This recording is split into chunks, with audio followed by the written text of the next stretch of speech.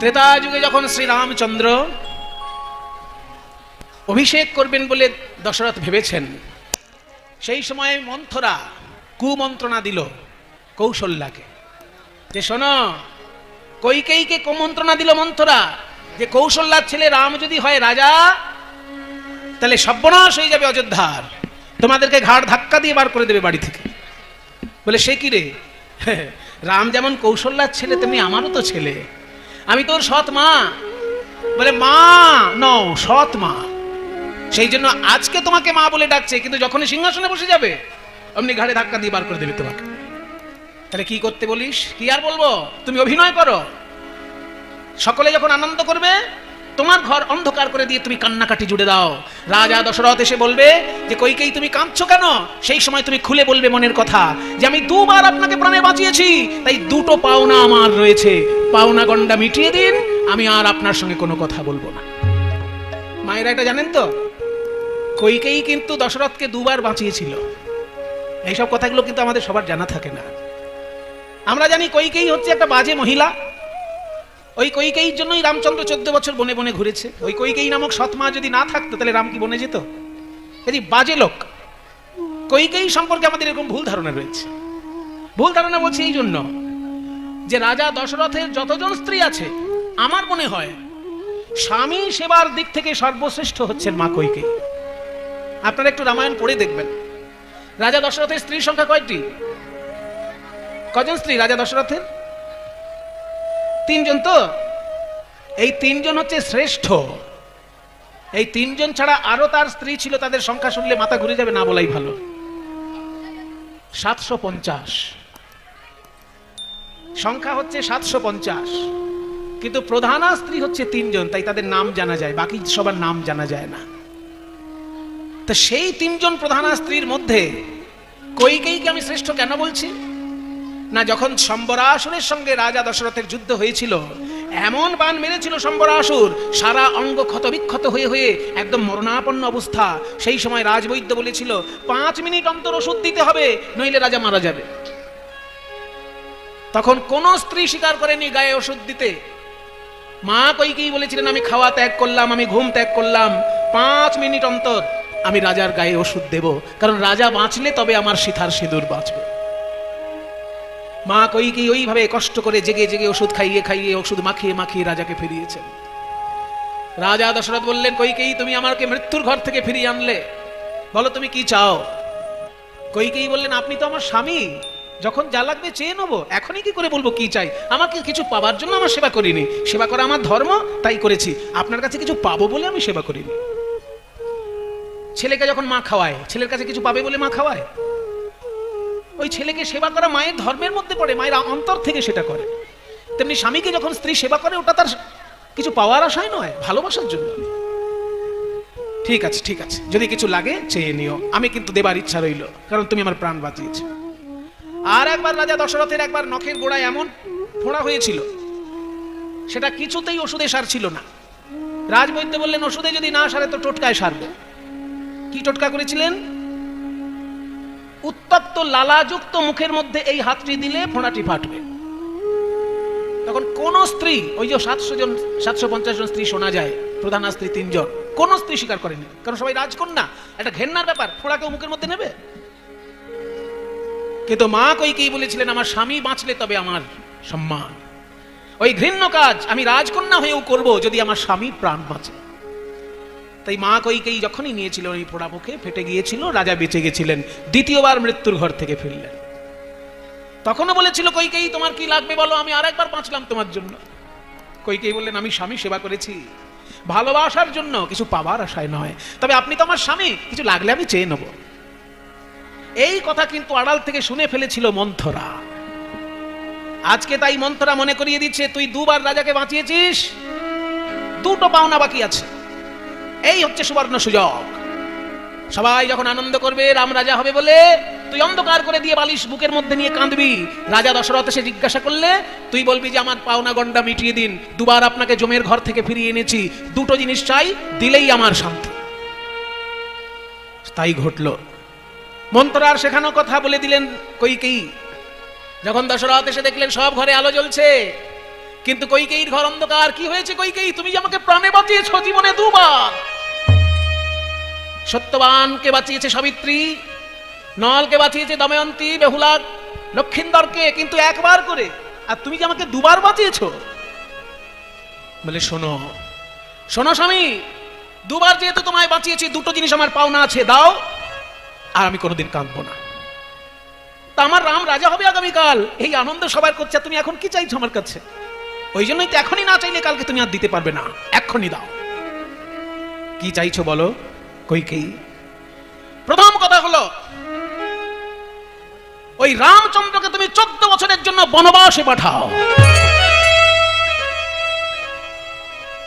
দ্বিতীয় কথা হলো আমার ছেলে ভরতকে তুমি রাজা করবে, কথা দাও। আমার ছেলে ভরতকে তুমি রাজা করবে, কথা দাও। আর রামচন্দ্রকে 14 বছরের জন্য বনে পাঠাও। এই দুটো জিনিস ছাড়া আমি কিচ্ছু চাই না তোমার কাছে। তুমি ক্ষত্রিয়ের ছেলে, মুখ দিয়ে একবার যখন বলে ফেলেছো দান করবে, তুমি দান করবেই, আমি আশা করি। রাজা দশরথ বললেন, কৈকেয়ী, তোমার মুখ থেকে এই কথা শোনার আগে আমার মৃত্যু কেন হলো না? কালকে সিংহাসনে আমি অভিষেক করব রামকে, আর আজকে এই কথা শুনছি 14 বছরের জন্য ছেলেকে বনে পাঠাবো। কিন্তু ছেলে বড় হলে ছেলের মন, ছেলে বন্ধুর মতো হয়ে যায়, তখন তার কাছে আলোচনা না করে তার সম্পর্কে সিদ্ধান্ত নেওয়া যায় না। ও মায়েরা জানেন তো, এটা শুনে নিন, একটু শাস্ত্র কথা কিছু কিছু মুখস্থ রাখা ভালো। আমাদের মুনি ঋষিগণ বলে গেছেন, ছেলে মেয়ে মানুষ করতে গেলে 3টে নিয়ম মেনে চলবে। 1 থেকে 5 বছর পর্যন্ত তার সঙ্গে একরকম ব্যবহার, 5 থেকে 15 বছর পর্যন্ত তার সঙ্গে আরেক রকম ব্যবহার, আর 15 থেকে বাকি জীবন পর্যন্ত তার সঙ্গে আরেক রকম ব্যবহার। মায়েরা জেনে নাও, বিশেষ করে এটা, বাবারা মায়েরা সবাই জানো, এটা মুনি ঋষির বাণী। বলছে লালয়েত পঞ্চবর্ষানি, 1 থেকে 5 বছর পর্যন্ত শিশুকে শুধু লালন করবে, চকলেট দেবে, আদর করবে, বকা দেবে না, গায়ে হাত দেবে না, সবসময় শুধু বাবা, বাছা, সোনা, মণি, মানিক এইগুলো বলে বুকে জড়িয়ে ধরে আদর করবে। বকা নয়, মারা নয়, ভয় দেখানো নয়। 1 থেকে 5 পর্যন্ত। কিন্তু 5 থেকে 15 পর্যন্ত লালায়েত পঞ্চবর্ষানি দশবর্ষানি তাড়য়েত, 5 যেই পড়ে গেল 15 পর্যন্ত, এই সময়টা সব সময় ছেলেকে কিন্তু সাবধানে বকা দিয়ে রাখতে হবে। এটা করো না, এই করবি না, ধমক দিয়ে বকা দিয়ে, কারণ সেই সময় তার ভুল করার সময়। তাকে ধমক দিয়ে বকা দিয়ে তাড়না করে, মেরে নয়, তাড়না, মুখে বকা দিয়ে কাজ করতে হবে। যেই 15 হয়ে গেল অমনি আর বকা নয়, সঙ্গে সঙ্গে বন্ধুর মতন তার সঙ্গে আচরণ। প্রাপ্তে তু 16 বর্ষে পুত্রং মিত্রবদাচরেত, এই শ্লোকটা মুখস্থ করে নিন। লালয়েত পঞ্চবর্ষানি দশবর্ষানি তাড়য়েত, আর প্রাপ্তে তু 16 বর্ষে পুত্রং মিত্রবদাচরেত। তাই আমার ছেলে তো বড় হয়েছে, তার কাছে একবার জিজ্ঞেস করি সে বনে যাবে কিনা, তাকে আমি আদেশ ওইভাবে দেব না। রাম বাবা, তোমার এই সৎমা কৈকেয়ী আমাকে জীবনে দুবার মৃত্যুর ঘর থেকে ফিরিয়ে দিয়েছে, আর তখন আমি বলেছিলাম কিছু নাও, কিছু নাও, তখন নেয়নি। ক্ষত্রিয়ের ছেলে বলে ফেলেছিলাম মুখ থেকে কিছু নাও, তাই আমাকে দিতেই হবে। আজকে তোমার মা চায় তুমি যাবে 14 বছরের জন্য বনে, আর ভরত হবে রাজা। বলো এই দুটি কি তোমার, তুমি কি মঞ্জুর করছো? এই দুটি কথা তুমি কি মেনে নিতে পারবে রাম? আমার ইচ্ছা কালকেই তোমাকে রাজ্যাভিষেক করব, কিন্তু তোমার সৎ মায়ের ইচ্ছা তুমি 14 বছরের জন্য বনে যাবে। বলো, আমি ক্ষত্রিয় সন্তান, স্ত্রীর কাছে কথা দিয়েছি, যদি নিজের ঘরে কথা রাখতে না পারি বাইরে কি কথা রাখবো? রামচন্দ্র বলছে, বাবা এই দেহটি জন্ম দিয়েছে কে? আপনি দিয়েছেন। এক কথায় এই দেহের সৃষ্টিকর্তা আপনি, কাজেই আপনি যেটা আদেশ করবেন এই দেহ তাই পালন করবে। আপনি যদি আদেশ করেন সিংহাসনে বসতে, আমি সিংহাসনে বসবো। আর আপনি যদি আদেশ করেন বনে যেতে, তাহলে 14 বছর কেন, আজীবনের জন্য আমি বনে যেতে পারি। কারণ এই দেহের সৃষ্টিকর্তা আপনি, এই দেহের উপর আপনার পূর্ণ অধিকার। আপনাকে প্রণাম যখন করি কি বলি? পিতা স্বর্গ, তারপর পিতা ধর্ম। বাহ, এগুলো মুখস্থ আছে আপনাদের, খুব ভালো লাগছে জেনে। পিতা স্বর্গ, পিতা ধর্ম, তারপর পিতা হি পরমং তপ, পিতাই হচ্ছে পরম তপস্যা। তারপরেরটা কি? পিতরি। এইখানটা একটু গন্ডগোল হয় সবার, একটু ঠিক করে নেবেন, যাতে যাতে ভুল হয় তারা ঠিক করে নিন। পিতরি প্রতিমাপন্নে নয়, পিতরি প্রীতিমাপন্নে। এই জায়গাটা একটু ঠিক করে নিন। অনেকে আমরা বলে ফেলি পিতরি প্রতিমাপন্নে, প্রতিমাপন্নে কিন্তু না, পিতরি প্রীতিম আপন্নে, একটু সন্ধি বিচ্ছেদ হবে।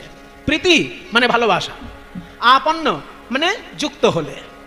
বাবাকে যদি ভালোবাসা দেওয়া যায়, প্রিয়ন্তে সর্বদেবতা, সকল দেবতা খুশি হয়ে যায়। সোজা কথা, বাবা যদি খুশি হন সকল দেবতা খুশি হয়ে যায়। এটা হচ্ছে মানে পিতরি প্রীতিম আপন্নে প্রিয়ন্তে সর্বদেবতা। কাজেই বাবাকে খুশি করলেই যখন দেবতাকে খুশি করা। আপনি মুখ থেকে যা বলবেন, আপনি ক্ষত্রিয় সন্তান, আমি আপনার সন্তান, কাজেই আপনার মর্যাদা রক্ষা আমার প্রধান ধর্ম। আপনি যা বলবেন এই রামচন্দ্রের শরীর তাই করবে।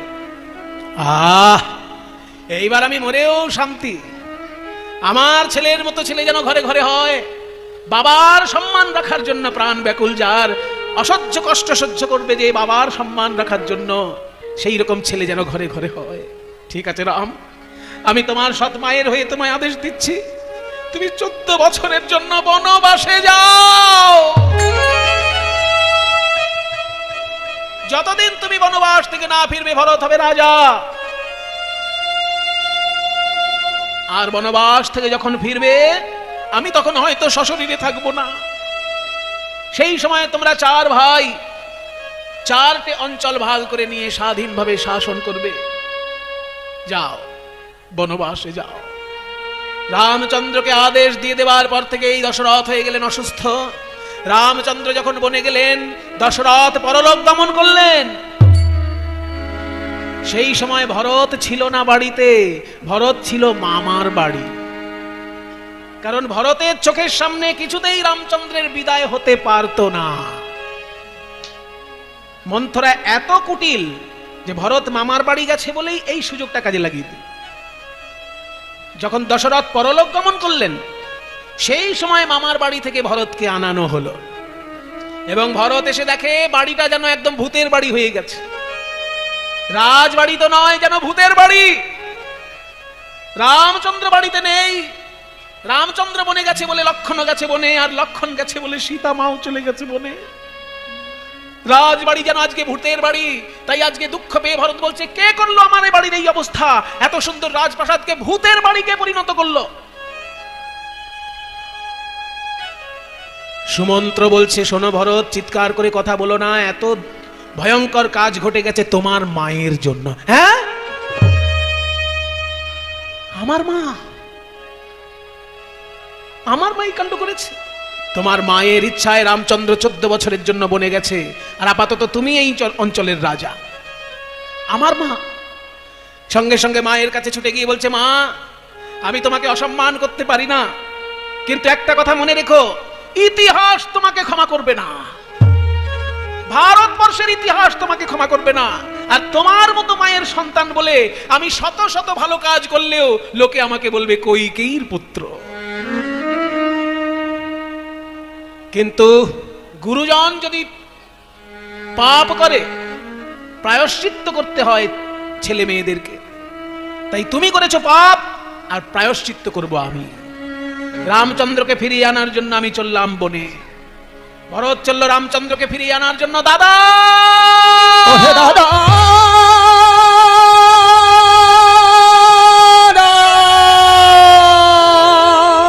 দাদা বাড়ি চলো দাদা। তুমি না থাকাতে বাড়িটা যেন ভূতের বাড়ি মনে হচ্ছে। বাবা পরলোক গমন করেছে, তুমি একেবারে লক্ষণ এবং সীতা দেবীকে সঙ্গে নিয়ে জঙ্গলে এসে বাস করছো। দাদা, আমাদের রাজবাড়িটা ভূতের বাড়ি মনে হচ্ছে। দাদা তুমি চলো, নইলে কিছুতেই ওই সিংহাসন মানাচ্ছে না। ভাই, তুই আমাকে ফিরিয়ে নেবার জন্য এসেছিস? গর্বে আমার বুকটা যেন ভরে গেল রে। দাদা যদি সম্পত্তি ছেড়ে চলে যায়, ভাইরা মনে মনে আনন্দ পায়, যাক পুরো ভোগ দখল আমি করব। কিন্তু তুই কেমন ভাই? আমি বাড়ি ছেড়ে চলে এসেছি বলে তুই আমাকে বাড়িতে ফেরত নিতে এসেছিস? এইরকম ভাই যেন ঘরে ঘরে হয়। কিন্তু শোন ভাই, তুই হাজার অনুরোধ করলেও আমি তো বাড়িতে ফিরতে পারবো না। কারণ আমি বাবার চরণ ছুঁয়ে কথা দিয়েছি, 14টা বছর আমি বনে বনে থাকবো।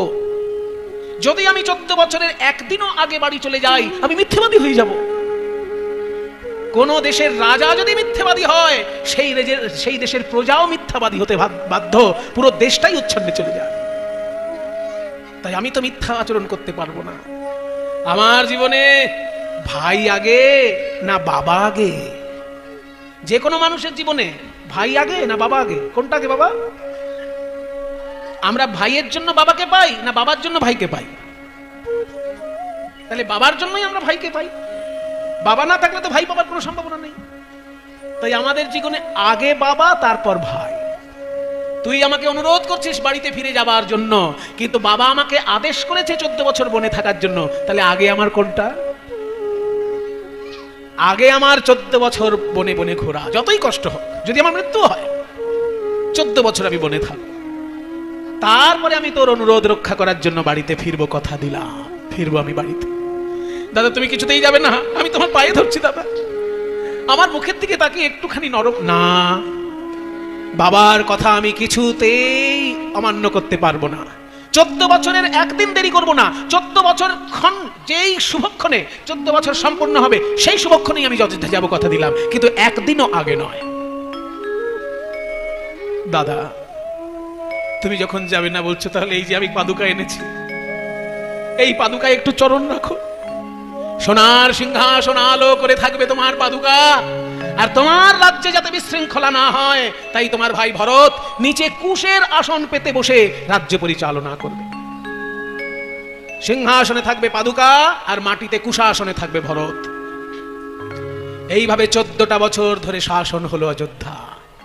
তারপরে তো রাম রাবণের যুদ্ধ হলো, রাবণ পরলোক গমন করলো, সীতা দেবীকে উদ্ধার করে নিয়ে রামচন্দ্র 14 বছর পর যখন বাড়িতে ফিরলেন, সেই সময় আনন্দে এক একজনকে এক একটা উপহার দিচ্ছেন। কাউকে দিচ্ছেন সোনার হার, কাউকে দিচ্ছেন হীরের আংটি, কাউকে দিচ্ছেন গজমতি মালা। আর ভরতকে বলছে, ভরত তুই যে আমার এই সোনার অযোধ্যা 14টা বছর ধরে পরিচালনা করেছিস, একেবারে নিশ্চিন্তে মানুষ জীবন কাটিয়েছে, আমার রাজ্য তুই দেখে শুনে রেখেছিস, বল তুই কি চাস? তুই যা চাইবি আমি তাই দেব। ভরত তখন চরণ জড়িয়ে ধরে কেঁদে বলে, দাদা গো, আমি 14টা বছর তোমার রাজত্ব সামলে দিলাম, আমি 14 বছর ধরে 24 ঘন্টা তোমার সেবা করেছি। সত্যি যদি আমায় কিছু দেবে চিন্তা করো, তাহলে আমি সোনার হার চাই না, হীরের আংটি চাই না, আমি রাজত্ব চাই না, আমার শুধু একটা মনের ইচ্ছা আছে, তুমি পূর্ণ করবে দাদা। এই জন্মে আমি যেমন তোমার ভাই হলাম, আগামী জন্মে যদি তোমাতে আমাতে দেখা হয়, তখন যেন দয়া করে আর ভাই করো না, তখন যেন আমায় বন্ধু করে জনম দিও, আমায় বন্ধু করে জনম দিও, আমায় বন্ধু, আমায় বন্ধু, আমায় বন্ধু করে জনম দিও, আমায় বন্ধু করে জনম দিও। আমি মনের মতো করে তোমার সেবা করব, বন্ধু করে জনম দিও। আমার মনের মতো করে তোমার সেবা করব, আমায় বন্ধু করে জনম